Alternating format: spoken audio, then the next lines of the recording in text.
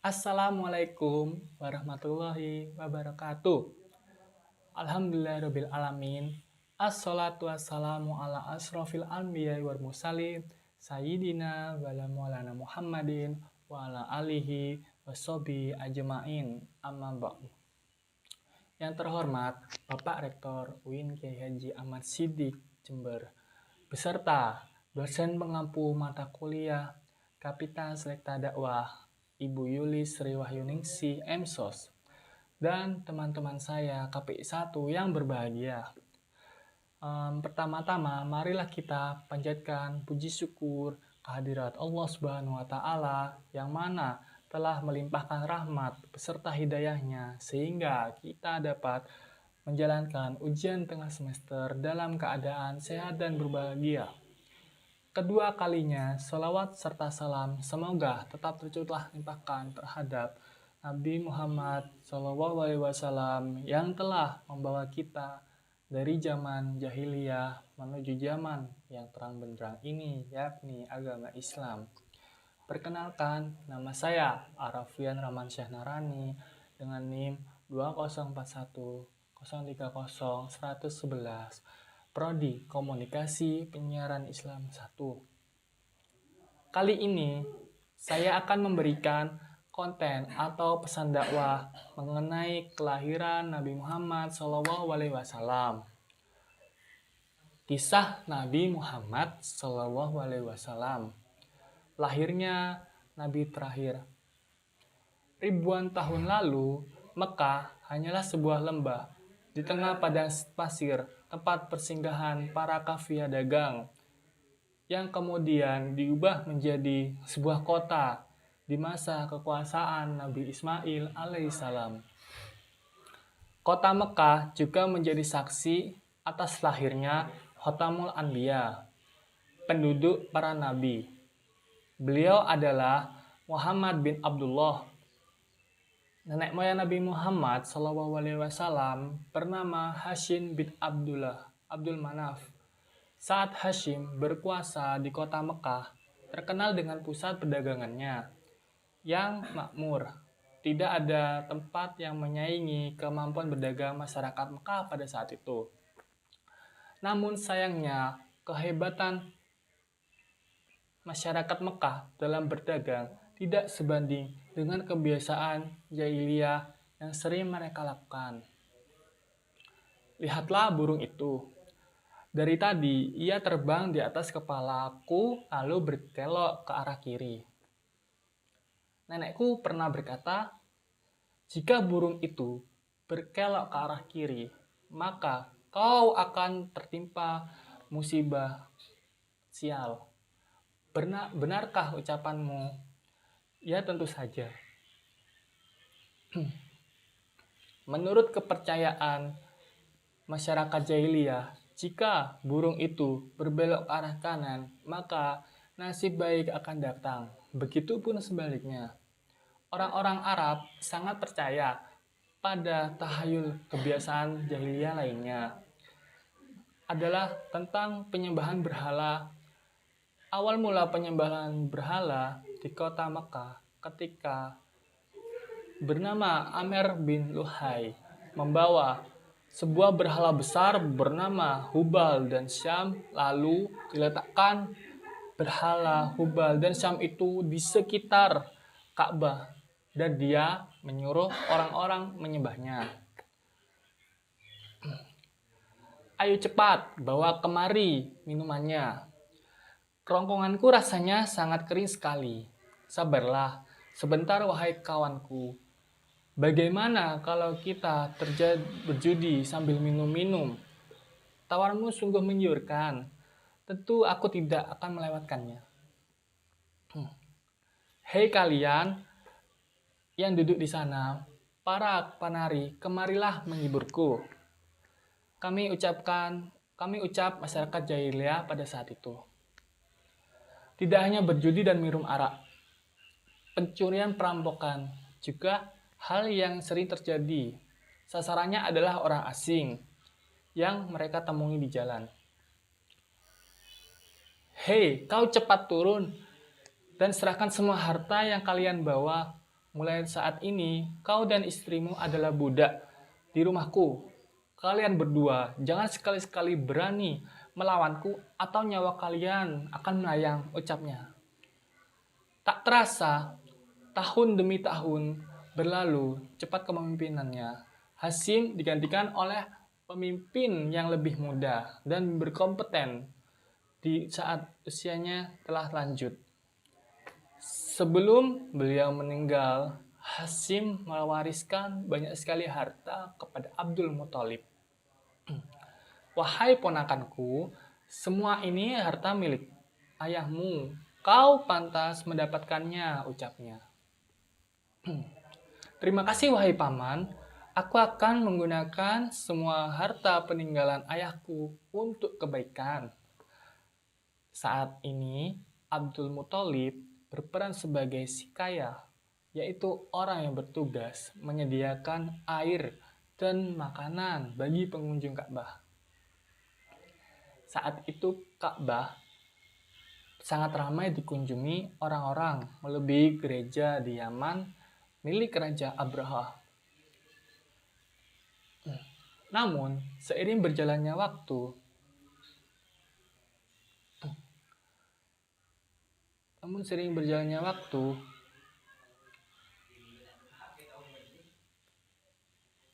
persediaan air semakin menipis. Pada saat itulah Abdul Muthalib teringat tentang cerita sumur air Zam-Zam. Banyak orang mengatakan bahwa sumur Zam-Zam telah tertimbun tanah ratusan tahun yang lalu, menjadi mustahil jika ditemukan. Sepertinya aku harus menemukan sumur Zam-Zam itu.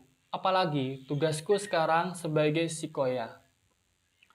Kemudian beliau memanggil salah satu putranya yang bernama Haris. Wahai Haris anakku, apakah dapatkah engkau menemaniku mencari sumur Zam-Zam yang telah tertimbun tanah ratusan tahun lamanya itu? Baiklah, dengan senang hati, aku siap membantumu mencari sumber Zam-Zam itu wahai ayahku. Abdul Muthalib dan Haris berpencar dalam mencari dan menggali di beberapa tempat, namun tidak ada hasil. Wahai ayah, apa mungkin sumur Zam-Zam benar-benar telah lenyap tertimbun tanah? Wahai anakku, kita bersabar, Allah akan memudahkan pencarian kita. Orang-orang yang melihat perbuatan Abdul Muthalib dan Haris hanya bisa mencemooh. Wahai Abdul Muthalib, mengapa engkau mengejarkan perbuatan yang sia-sia? Sumur itu telah lama hilang, tertimbun tanah. Benar yang dikatakannya. Bukankah itu dahulu nenek moyang kita mencari, tapi juga tidak berhasil? Sudahlah, biarkan saja dia lagi pula. Kita telah mengingatkannya. Abdul Muthalib terbangun dari tidurnya karena mendengar suara. Ia seperti mendapatkan petunjuk tentang keberadaan air Zam-Zam itu. Keesokan harinya, dengan penuh semangat, Abdul Muthalib dan Haris kembali menggali di antara berhala Ishak dan Nyala. Tiba-tiba air memancar. Ayah lihat, ada air. Alhamdulillah. Ayo Haris, gali terus. Berikut kata Abdul Muthalib. Sekarang, dengan ditemukannya sumur Zam-Zam, Abdul Muthalib tidak khawatir lagi untuk memenuhi persediaan air dan keperluan air bagi pengunjung Ka'bah.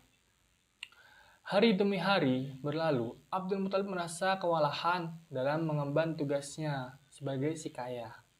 Untuk itu, beliau bernazar, Tuhan, andai saja memiliki 10 anak laki-laki yang dapat membantuku, pekerjaan ini akan terasa lebih ringan. Jika engkau berkenan mengabulkannya, akan aku persembahkan untukmu 1 orang dari mereka. Ternyata takdir menentukan bahwa Abdul Muthalib memiliki 10 anak laki-laki. Saat mereka dewasa, dilakukan undian. Setelah diundi, beberapa kali namanya muncul selalu nama yaitu Abdullah si anak bungsu. Wahai anak-anakku, Sebenarnya hal ini sangat berat untuk aku lakukan, tapi aku telah terlanjur bernazar. Sebenarnya tidak sampai hati Abdul Muthalib, saudaraku. Abdul Muthalib berkata nazarnya kala itu, "Wahai saudaraku, jangan engkau lakukan itu. Batalkan nazarmu dan meminta ampunlah kepada Tuhan." Lalu, apa yang harus aku persembahkan sebagai ganti dari Abdullah?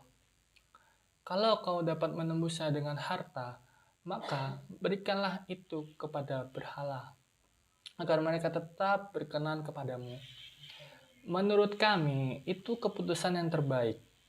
Setelah melakukan perundingan cukup lama, bahwa Abdul Muthalib harus menyerahkan 100 ekor unta. Sebagai ganti dari persembahan Abdullah, Abdullah adalah pemuda baik, sopan, dan berwajah tampan. Banyak gadis-gadis Makkah yang tertarik dengannya. Apalagi ketika mereka mendengar bahwa nyawa Abdullah setara dengan 100 ekor unta. Mendengar kenyataan bahwa Abdul Muthalib berencana menjodohkan Abdullah dengan anak dari Wahab bin Abdul Manaf, para gadis Mekah itu tentu kecewa. Allah Subhanahu wa Ta'ala telah menemukan jodoh Abdullah dengan Aminah, gadis yang memiliki nasab yang paling baik di kalangan suku Quraisy. Akhirnya mereka berdua menikah. "Wahai istriku, musim semi telah tiba. Tandanya, aku harus melakukan perjalanan dagang ke Syam." Pada saat itu, Aminah sedang hamil muda. "Jika itu memang kewajibanmu, pergilah, wahai suamiku. Meskipun sesungguhnya aku sangat berat melepaskan kepergianmu," ucap Aminah. "Simpan kekhawatiranmu, wahai istriku. Aku harus bekerja keras untuk anak kita." Keesokan harinya, Abdullah berangkat bersama kafilah dagang yang lain. Aminah melepas kepergian suaminya dengan doa. Perjalanan dagang Abdullah berjalan lancar. Dalam perjalanan pulang Abdullah singgah di Madinah untuk menemui sanak saudara dari ibunya. Ketika beristirahat, tiba-tiba Abdullah merasakan kesakitan. Dia merasa tidak sanggup melanjutkan perjalanan untuk melakukan perjalanan. "Wahai kawan, sepertinya aku tidak sanggup melanjutkan perjalanan ke Mekah. Tolong sampaikan kabar tidak baik ini kepada aku, kepada ayah aku," ucapnya. "Baik, wahai Abdullah, aku akan menyampaikan kepada Abdul Muthalib sesampainya di Mekah." Ketika berita itu sampai ke telinga Abdul Muthalib, beliau segera menyuruh anak sulungnya Haris untuk melihat kondisi Abdullah dan mengajak untuk pulang. Namun, setibanya Haris di Madinah, Abdullah telah meninggal. "Beberapa saat sebelum kau datang, wahai Haris, semua anggota keluarga Abdul Muthalib berduka mendengar kematian Abdullah. Tentu saja Aminah lebih berduka karena kehilangan suami yang sangat dicintainya. Wahai bayi yang dalam perutku, semoga kelak engkau tumbuh menjadi orang yang bermanfaat di sekitar seperti mendiang ayahmu. Walaupun kalian belum sempat melihat dan bertemu." Abdullah meninggalkan warisan berupa beberapa hewan ternak dan seorang budak perempuan bernama Ummu Aiman. Pada tahun kelahiran bayi Nabi Muhammad, terjadi peristiwa penyerangan yang dahsyat oleh Raja Abraha, berasal dari Yaman saat itu. Mekah dipimpin oleh Abdul Muthalib. Raja Abraha berniat untuk menghancurkan Ka'bah karena merasa iri dan tersaingi dengan kemasyhuran Ka'bah. Namun, Allah Subhanahu wa Ta'ala meninggalkan penyerangan Abraha beserta pasukan gajahnya, tepatnya pada hari Senin, tanggal 12 Rabiul Awal, tahun 571 Masehi. Aminah melahirkan bayinya, seorang bayi laki-laki, tampan, dan bersinar terang. Semua keluarganya bersuka cita. Dengan kelahiran Muhammad, seolah-olah Abdullah hadir kembali ke dalam tengah-tengah masyarakat. Kehadiranmu mengingatkanku kepada ayahmu. Sungguh memandang wajahku, mengingatkanku akan ayahmu. Wahai cucuku, dengan penuh sukacita. Abdul Muthalib menggendong cucunya untuk bertawaf ke Ka'bah. Ya Allah, terima kasih atas hadiah terindahku ini. Aku sangat bersyukur atas kehadiran bayi ini. Akan kuberi nama Muhammad.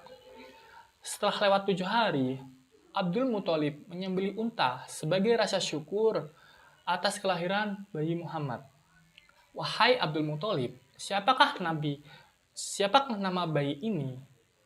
Beliau menjawab, bayi ini akan kuberi nama Muhammad.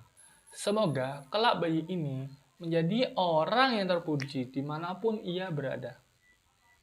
Aminah memandang bayinya dengan perasaan bahagia, seperti doa yang selalu ia panjatkan kepada Allah Subhanahu wa Ta'ala, yang telah mentakdirkan Muhammad menjadi orang yang berpengaruh dalam mengubah sejarah dunia. Dan seperti yang disebutkan dalam Al-Quran, surah Al-Anbiya ayat 107. A'udzu billahi minasyaitonir rajim. Wa ma arsalnaka illa rahmatan lil alamin. Yang artinya, dan tiadalah kami memutuskan Muhammad melainkan untuk menjadi rahmat bagi semesta alam. Demikianlah akhir kisah. Akhirnya Nabi terakhir Muhammad SAW beserta hikmah yang dapat kita ambil dari kisah ini. Di antaranya, pertama, kesabaran dan niat baik dalam melakukan pekerjaan yang itu akan dimudahkan oleh Allah Subhanahu wa Ta'ala. Seperti tekad kuat Abdul Muthalib dalam menemukan sumur Zam-Zam untuk memakmurkan Ka'bah pada saat itu. Kedua, jangan terlalu lama larut dalam kesedihan, karena semua yang bernyawa pasti mati dan digantikan dengan generasi baru, seperti kelahiran bayi Muhammad SAW yang menjadi penyejuk hati bagi keluarganya setelah kematian Abdullah. Sekian dari saya, kurang lebihnya mohon maaf. Wassalamualaikum warahmatullahi wabarakatuh.